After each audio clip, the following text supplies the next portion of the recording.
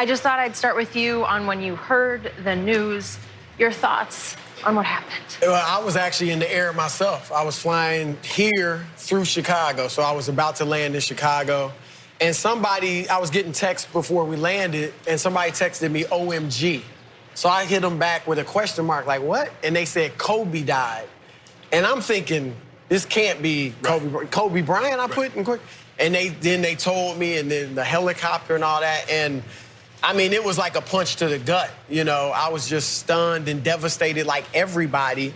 And, you know, I wanted to cry. I didn't, but I really felt like I was gonna cry. And, you know, not that we had a great relationship, but we had a good relationship. You know, we'd email here and there occasionally, and we had good interactions when I saw him.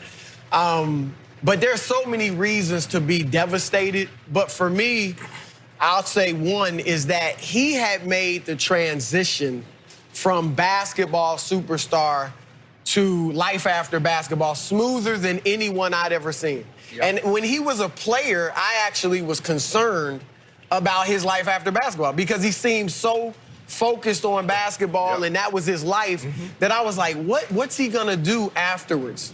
And he went full bore into being a business mogul, a media mogul, a best-selling author, got an Oscar for his short film. And he was just, very few athletes who were great, like superstars at their sport. And honestly, to your credit, you're one. But many, their second act is rarely as good as their first. His looked like it was going to be. As great as he was as a player, it looked like his second act after basketball was going to be as good as his first, or close, which is saying a lot. And so to see that cut short, that really devastated me. And one thing I'll learn from Kobe, like I want to apply this to my life, and I think everyone can, regardless of your field of endeavor. He didn't do anything halfway. Like, he didn't do anything just to get it done, just because I have to, just to be mediocre. He went full bore with everything. When he played basketball, that's all he thought about. And once he was done, now I'm on to this. I'm all about my business. I don't need to be on all the TV shows. You know, he did a little with the scout, the details, and, you know, he coached his daughter, obviously. But he went full bore into being a family man and a business mogul. And he was doing it. And so I want to apply that to my life, full bore in whatever I'm doing. And I think, to me, as great as the basketball legacy is, I think his legacy as far as mental strength on the court and off the court is really what a lot of people are going to remember as well. Very well said, Chris. I think for me, when I heard it, I teared up. I mean, I found it hard trying to explain that because I was telling my sister, who's at home now watching my dogs, and she's right there in LA, and she didn't know, so I called her. And it feels like a family member passed.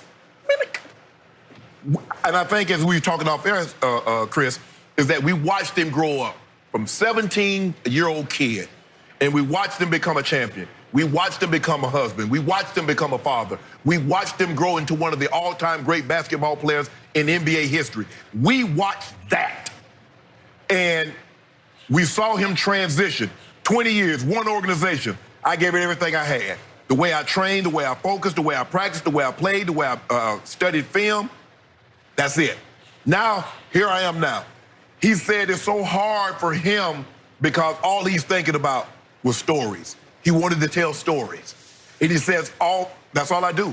And he said, the hardest thing about what I do now is something comes to my mind, I got to get up. Like, it might be 3 o'clock in the morning. It might be 1 o'clock. I can't sit there because of the basketball practice, Skip. You know, basketball, you got to wait till the next day. He said when you're creative and your mind is flowing, you get up and you start writing at that very moment. So you might have just laid down, but something comes to your mind, you pop right up out of bed and you start writing over again. You said something very interesting. You said that of the greats, he had the best, probably one of the best transitions to start of anybody. And I think it's because Mike went away for 2 years, and then he went away from another 3 years, Skip. So we feel we were robbed of 5 years of Michael Jordan we should have saw. Magic Johnson had the situation with the AIDS diagnosis. We felt that we were robbed. We were shortchanged. We didn't feel Kobe shortchanged us. Kobe gave us 20. And think about it, Skip. from the torn labrum to the dislocated shoulder to the ruptured Achilles. We knew, Kobe knew. He said, I just don't want to play basketball anymore. I just don't want to put that kind of time into it anymore. And when you hear all the time, I'm retiring to be with my family. Right. He meant it. He did. He meant it. And he backed it up. He backed it up. You see, man, Skip, every time they show that clip of him and his daughter at home in the gym, and she put the move on him that he made so famous, where she shoved him with the shoulder and stepped back and bust him in his eyes with the J. And see him sitting on court side of the game, and he has his arm around her, and he's explaining to her, and she's so enthralled. She doesn't look at him. That's my dad. My dad is talking basketball with me. Not Kobe Bryant. My dad is talking hoop with me. I got the greatest basketball coach in the world. Man, Skip, it breaks my heart every time I think about it. And to know that Vanessa, like my husband, my father, my strength, my rock, my stability, my baby girl, gone. And then 7 others also perished. Another family, a husband, wife, and a daughter, Skip, perished in that crash. Man, it's so sad. It is so sad. I still, and it's true. No other way. We know everything has been confirmed now. But it still doesn't seem real. No. Kobe ain't supposed to die. Some people we think don't live forever. We know it's gonna happen. It speaks of it. You gotta leave here.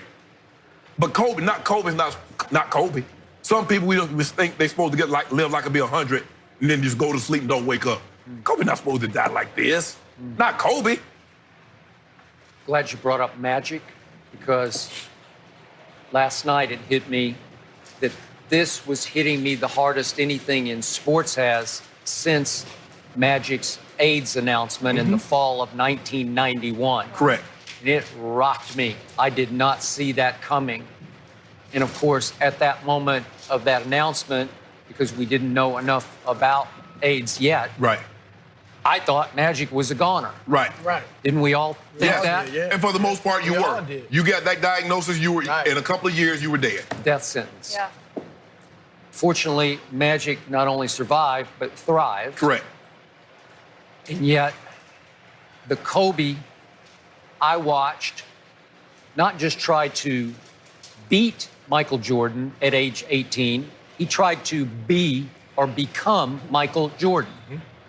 That guy who came in wagging his tongue like Mike, trying to walk that pigeon-toed gait like Mike, trying to shoot that sort of hanging fadeaway that Mike perfected, and actually began to speak like Mike. I would hear clips and I'd think, was that Jordan talking? And it was Kobe imitating Jordan, the cadence, the pattern, Yeah. the sort of the Carolina little dialect in there.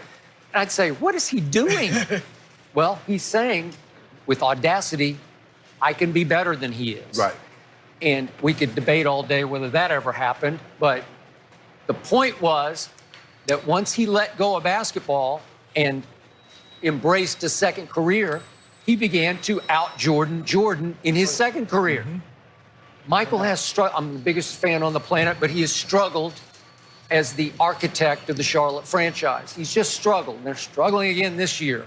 It's been a hard road for him in that regard.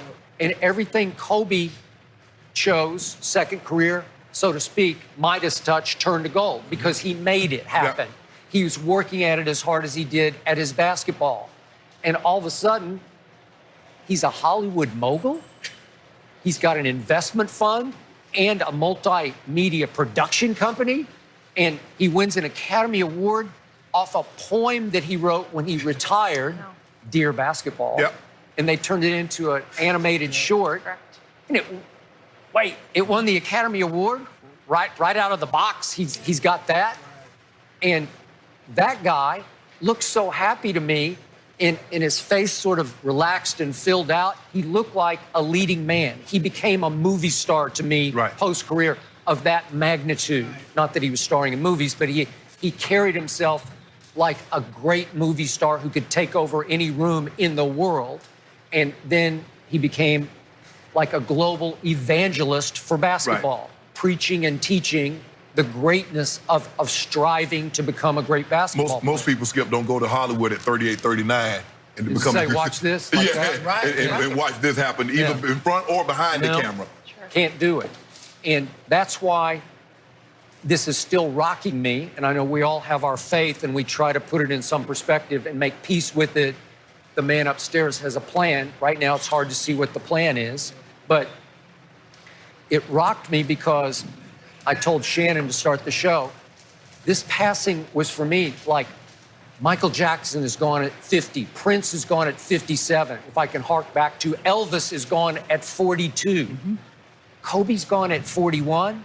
Yet in each of those three cases I just mentioned, there was some self-destruction along the path. Right.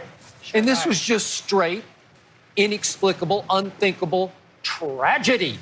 Where you can't fathom what a wife is going through with the sudden, impossible loss of the husband and daughter that were gone in a heartbeat. Right.